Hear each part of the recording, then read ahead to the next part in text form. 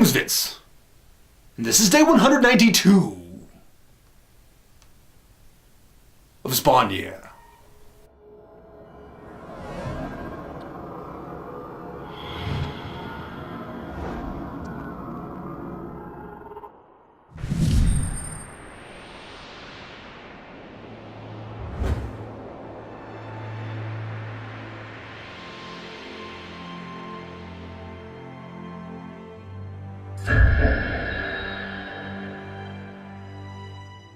If I remember issue 95 for just one thing, it will be the cover.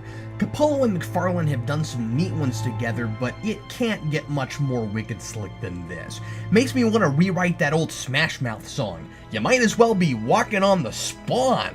The comic opens with a scene that made me sure I was in for yet another one-off Judge Spawn story. Two punks argue about a song on the radio, and as Capullo reveals more of the car, we discover there's what I can only assume is a dead, bleeding body in the back seat, wrapped in a sheet.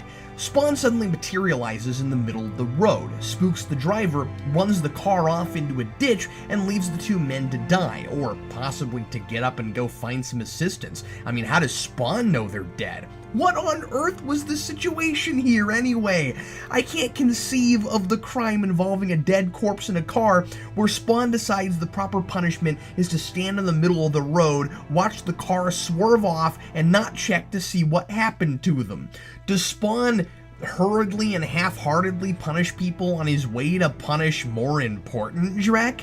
Turns out this is just a contrived, overly dramatic scenario to give a couple demons two dead bodies to walk around in, a la Edgar in Men in Black. Did they choose these two guys because Spawn caused their demise? If Satan himself can't find Spawn, how did these snarky, wisecracking evil spirits find him? So these two guys in their Edgar suits go to a diner to collect more human corpses to execute their diabolical mission, where the more dominant and slightly smarter of the two reminds his companion not to draw attention to them and that they're working covertly. The smarter one also knows what they're here for, and the other one is clueless, a convenient, kinda silly way to sneak that exposition into the dialogue. If hell is sending agents incognito pretending to be humans, why do their stolen bodies have to have those conspicuous J.J. Abrams Romulan war tattoos all over their faces? Hogman inserts some nice bits of comedy with these demons in the midst of the coming Armageddon.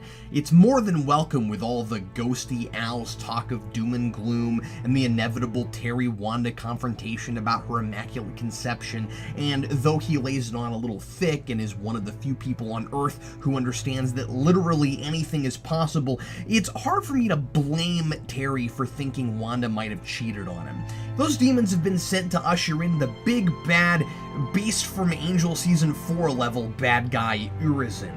Yeah, the hell monster that whacked out British wine tasting club tried to raise by eating each other.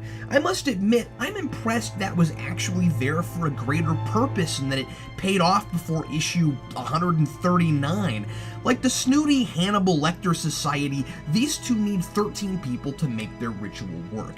So they wait until there are 13 in the diner, then they shoot them all and haul them up to a hill with an absurdly low and huge full moon looming over them. One of the demons suddenly realizes that if they'd been smart, they would have marched all the people up the hill and then shot them. Morbid, but funny. They burn the bodies, and on the final page, Spawn finds himself toe-to-toe with Urizen himself.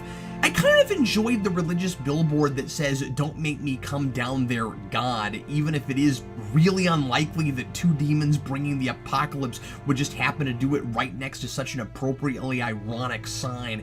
But did we need a whole panel close-up of it right under that? Okay, I get it. It's dramatic irony. Okay! So two logical questions immediately hit me at the end. Wasn't this thing meant to replace heaven and hell when they became unbalanced? Why does hell want this thing raised?